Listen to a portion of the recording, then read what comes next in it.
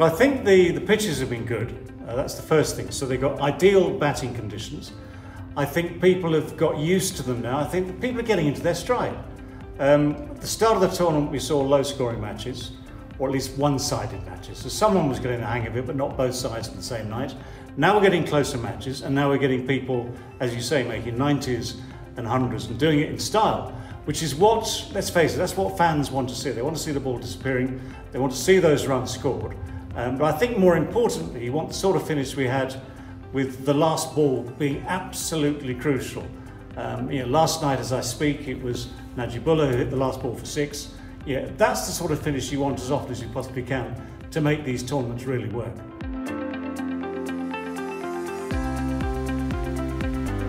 Yeah, I have a lot of sympathy for bowlers in this form of the game. When you've got people, I mean, for instance, the power hitters, when they get going, whatever you are, however good you are, and let's face it, the likes of Mujib, Imran Tahir, our young man from England, Rayan Ahmed, these are the guys who are meant to come on in the middle of the innings, slow things down, pick up a couple of wickets.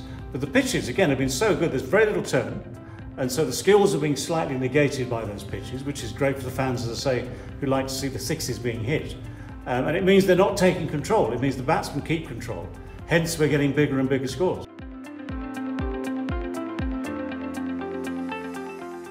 Absolutely. I mean, you had the absolute contrast between Rodman Powell, who is all muscle and power, and Joe Root, who is still from the classical textbook style of cricket, who has the brains to play those shots that work for him, has the timing to still ease it through fields, find the gaps, hit the boundaries for 4.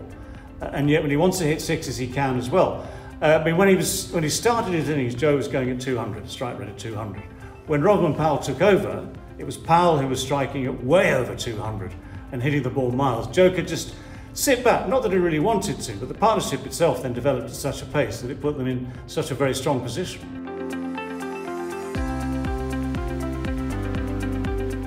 Yeah, there is, I mean, England is very lucky. There is so much talent around at the moment, and it's not necessarily, to be clear, not necessarily a product of the system of the last couple of years.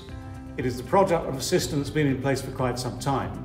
It's the culmination of that, it's the fruition of that, with this new attitude, which has come down, if you want to put it that way, from the test match team, which has developed this fearless approach. But England's one-day cricket, you think about it, Eoin Morgan, since the World Cup defeat in 2015, changed the culture of white ball cricket in England.